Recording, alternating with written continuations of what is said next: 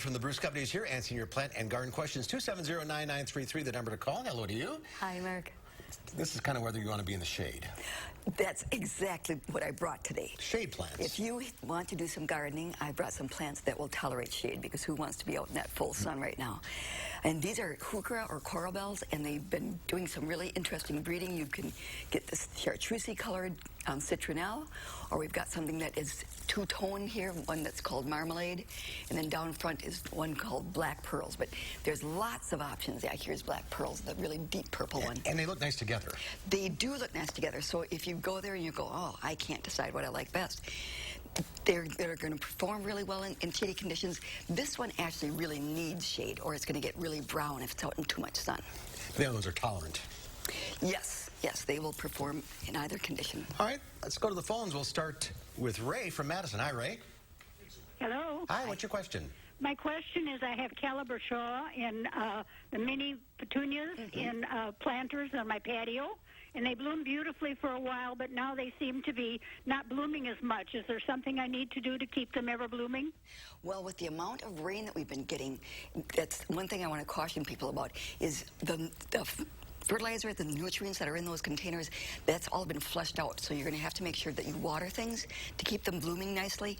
And remember to water them, because we haven't had to water hanging baskets. And fertilize. Yes, water and fertilize. Okay, let's go to Janine in Boscobel. Hi, what's your question? Hi. I purchased some little trees. They're the crabapple trees, and we got them planted, and we've been watering them. About 3 days after I planted them, I see the deer lopped off the top and eat the top leaves. Is there anything I can put on there or do? Well, that's really a problem that they're eating them this time of the year, because they have lots of other things. But apples, that's sort of a sweet wood, so they'll actually even munch on that. So you may have to spray them with a repellent. There's several different kinds on the market that repels all, but you have to, after it rains, you have to reapply. But there is a product you can use. Yes. Okay. Dawn in Madison. Hi, Dawn. Hi, I'm calling because I was given a bleeding heart plant, and I was told to repot it, and so I repotted it in a clay pot, and I made sure it has good drainage, and when I do water it, it does have good drainage. But I have no more hearts on it, and I just still have the one stem that comes totally up, and a bunch of leaves, the leaves that grow around it are coming up, but nothing else is happening. Bleeding heart are not going to perform in a clay pot all the time. Oh. You should actually move that to a ground, in the ground, because they're going to perform much better. And there are different types of bleeding hearts. Some just bloom in the spring, and then they rest for the rest of the season. They are perennial. They'll come back next year in the ground. If you have it in clay pot, I don't know if it'll survive our winters. But there are some other bleeding hearts that Valentine is one of them, and then they bloom a little bit longer through the season, but it's a smaller plant. Yeah, they're not a pot plant. No. All right. Dorothy in Richland Center. Hi, Dorothy.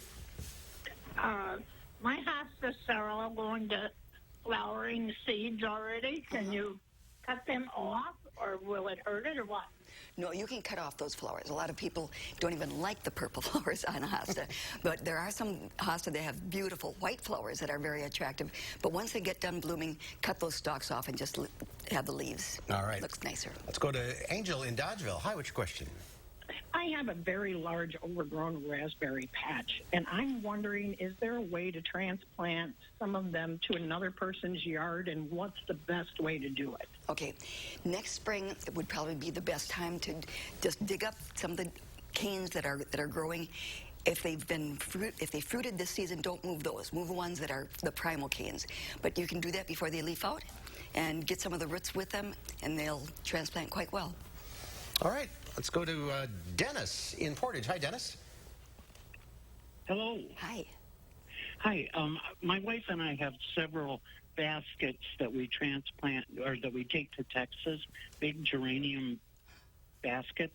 How often do we need to transplant those? I mean, we're going on probably 2 years on them. Wow. You must love your geraniums. That's a lot of work. But if you're fertilizing these plants, that makes a difference. It's sort of based on when they get root bound. And the best way to do it is just to tip it out of the container, and well, unless it's if it's been in the staying soil that long, you can tip it out. And you can see if it's really very dense roots, it's time to upsize it, go another inch or two larger container, and do it that way. All right, we're out of time. If you're on the line, stay there. Linda will talk to you off the air. We'll see you next time. Very good. Here is one final check of the forecast.